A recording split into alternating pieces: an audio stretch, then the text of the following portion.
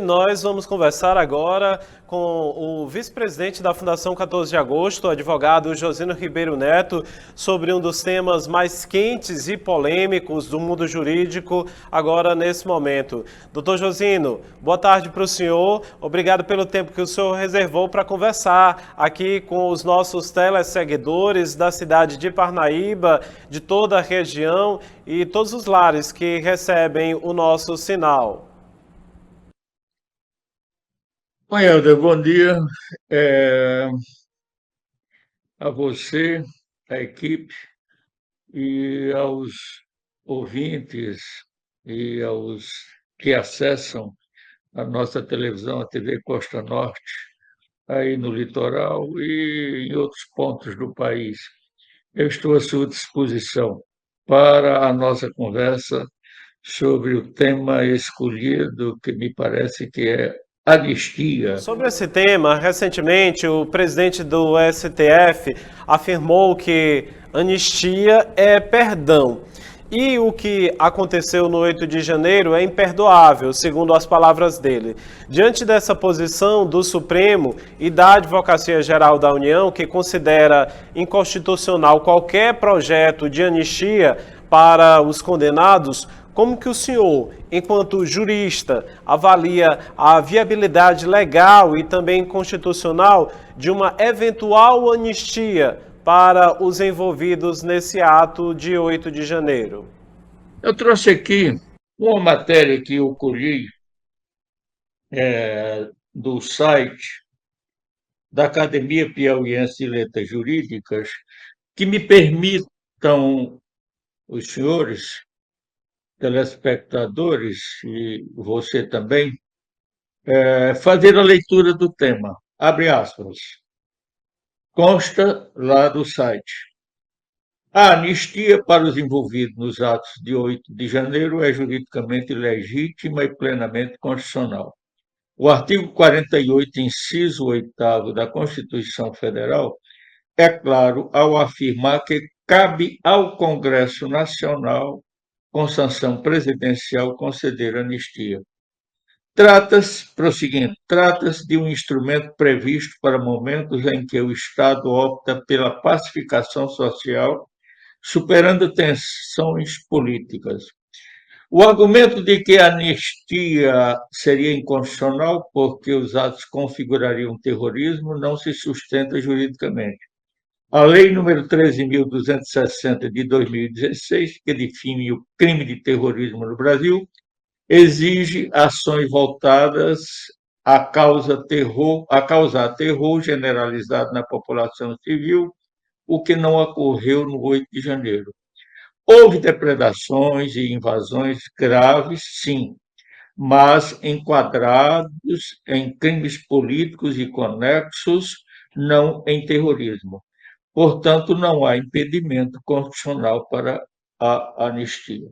E prossegue. Além disso, não compete ao Supremo Tribunal Federal nem aos seus ministros interferirem nas decisões políticas do Legislativo. A separação dos poderes, artigo 2º da CF de 88, impede que o Judiciário controle o mérito de projetos de lei. Se o ministro discorda da anistia, que renuncie à toga e se candidata ao Congresso. É o parlamento quem sustenta o povo, não o Supremo, conclui. Importante ressaltar que, enquanto tentam deslegitimar a anistia, ignoram abusos reais, inconstitucionais, tipos inquéritos sigilosos instaurados sem provocação do Ministério Público, como o inquérito número 4.781, violam o devido processo legal, artigo 5º, inciso 14, e violam o princípio do juiz natural, artigo 5º, 37, e a liberdade de expressão, artigo 220 da Constituição Federal. Em resumo, a anistia é constitucional. A1. É instrumento legítimo de pacificação. 2. Os atos de 8 de janeiro não configuram terrorismo no conceito legal brasileiro. 3. A tentativa de impedir o Congresso de legislar sobre a anistia é violação da separação dos poderes. 4. O verdadeiro atentado à democracia são os inquéritos ilegais, a censura e a perseguição política. O que se constata? Qual é a nossa realidade brasileira? Não é custoso relembrar que não faz muito tempo nós tivemos a última das anistias de alguns tidos como revolucionários, outros como terroristas, durante o regime militar. Ao final de tudo, quando se restabeleceu a democracia, mesmo com a prática de crimes de assalto, a mão armada, a instituições financeiras, crimes contra a vida, foram todos anistiados. Na verdade, eles praticaram crimes, só que, na visão do parlamento, foi numa situação especial. E aí, qual é a situação especial dos que comentam e defendem a anistia para os invasores dos prédios públicos no 8 de janeiro? É o resultado da conduta desastrosa, inconstitucional e afrontosa à liberdade das pessoas, situação cometida pelo Supremo Tribunal Federal. A verdade é hoje quem está comandando o país, não tem nenhuma dúvida. Todos nós sabemos, quem tem um mínimo de conhecimento das coisas, sabe que o judiciário tem o poder executivo sob ameaça de pressão e de devolução do atual presidente ao presídio, porque ele, Supremo, viabilizou a sua candidatura.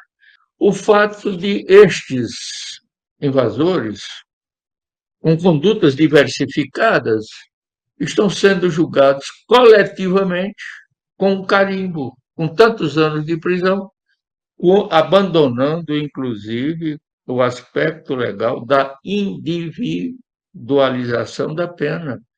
Porque, veja bem, dentre estes invasores, tinha, por exemplo, uma senhora que estava lendo a Bíblia e ela não saiu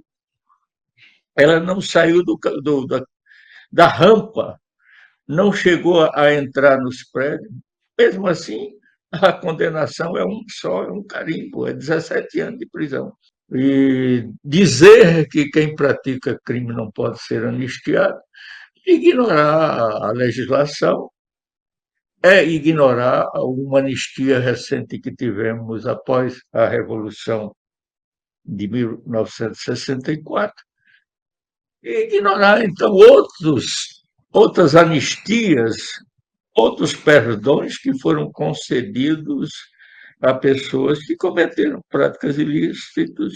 Considerando que esse projeto de anistia também prevê o perdão de multas e as indenizações que somam aí 76 milhões de reais, o que há entre essa divisão política significativa entre o tema, como que o senhor enxerga esse papel do Congresso Nacional nesse debate?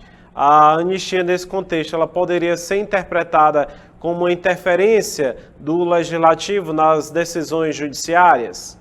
O parlamento votar uma anistia parcial, essa anistia ela foge à regra do que é ser uma anistia constitucional.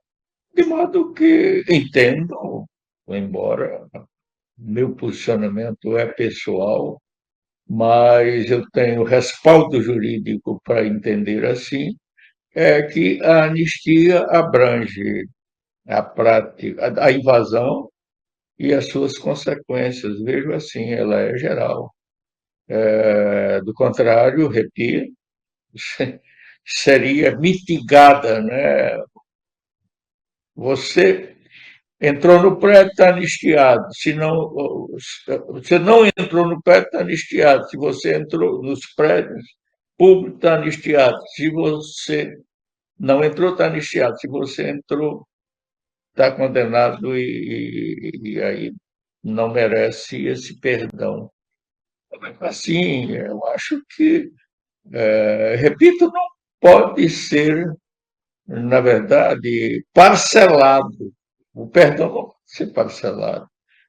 Não foi parcelado quando se deu a anistia do ato dos revolucionários, que eles adentraram instituições financeiras, causaram danos materiais, assaltaram, levaram dinheiro dos cofres bancários e praticaram até crimes de homicídio nas ações.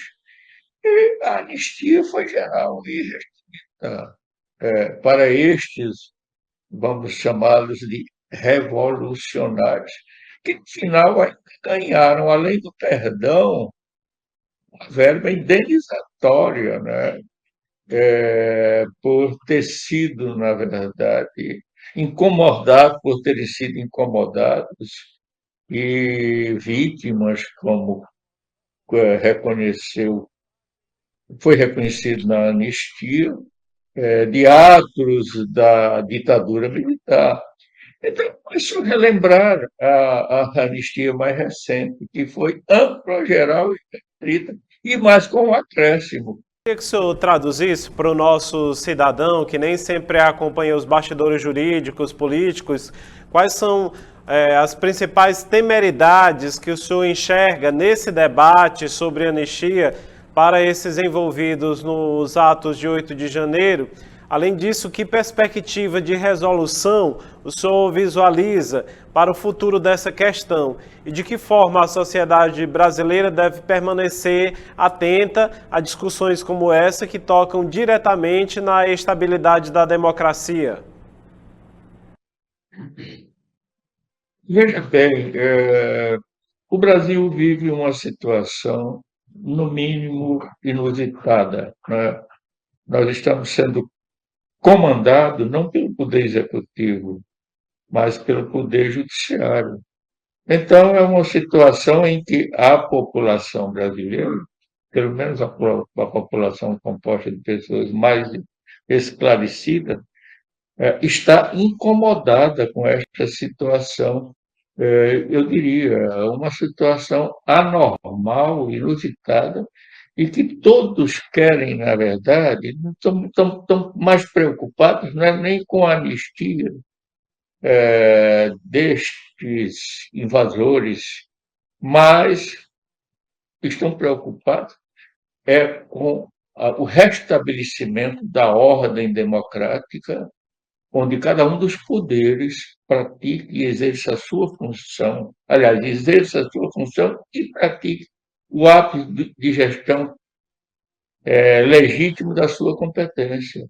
O que a população, pelo que se pode sentir, está preocupada com essa situação anômala, essa situação extravagante, essa situação jamais vista no país, em que um dos poderes se arvora do poder total de comando em detrimento das ações e das funções dos outros dois poderes, no caso o executivo e o legislativo. De modo que eu não vejo que a anistia nessa situação, sobretudo quando existe o clamor de inúmeras pessoas, e eu acho que até a maioria, que apenas adentraram nos recintos públicos, nos prédios públicos, mas que estão sendo condenados com um carimbo, sem a preocupação da juridicidade, da individualização da pena, que se vê nas ruas, é um sentimento da imensa maioria que quer ver estes invasores anistiados. Pode ser a minha posição pessoal, a sua e de tantos outros, mas o é da maioria dos brasileiros, e isso se constata facilmente e não se pode negar esta verdade. De modo que, eu repito, Na repercussão, acho que não vai causar transtornos e nem deve causar preocupação, porque é vontade da grande maioria da população brasileira que está clamando por essa ação do legislativo brasileiro.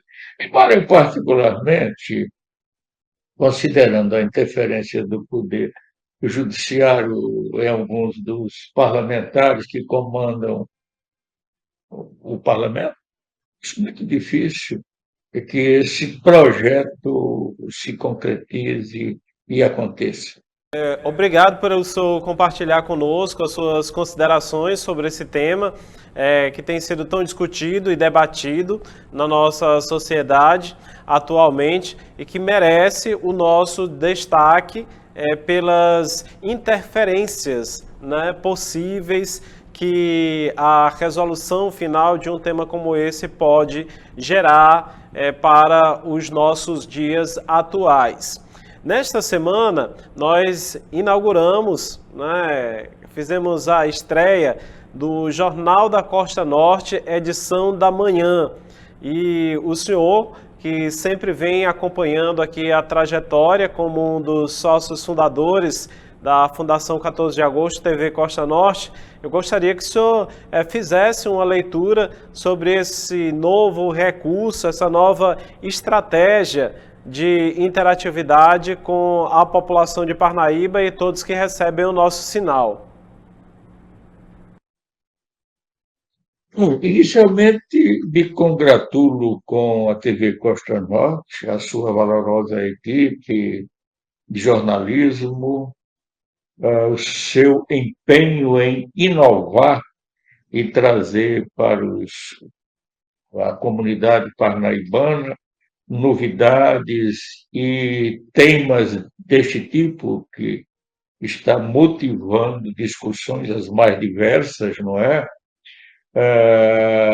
Espero que outros se manifestem sobre a matéria aí, como também comandada por você, Welder, a quem admiro e respeito como profissional da comunicação. E, por fim, repito e parabenizo aí o meu colega, doutor Oséias, este valente lutador pela comunicação, por levar aos parnabianos e adjacências, né, notícias importantes, e agora, com esta inovação do Jornal da Manhã, que certamente vai levar à comunidade mais informações e vai continuar prestando, e agora de modo mais robustecido, fatos de interesse da população. Parabéns, o meu abraço, e sempre me coloco à disposição de vocês para firmar posicionamentos que nem sempre coincidem com alguns, mas são posicionamentos que tenho, não me afasto deles, também até como jornalista, não só como advogado, como também como jornalista. E, enfim, tenho opiniões, mas sem nenhum tipo de impor, né? São opiniões que eu me comporto e as transmito democraticamente e sujeito à avaliação até prova em contrário, né? Um grande abraço e, mais uma vez, parabenizo a TV Costa Norte pelo crescimento em sede de comunicar-se com mais eficácia e de forma mais abrangente com a população parnaibana. Um grande abraço. Portanto, pelo tempo que o senhor reservou para conversar conosco, eu desejo um bom trabalho para o senhor e uma ótima tarde.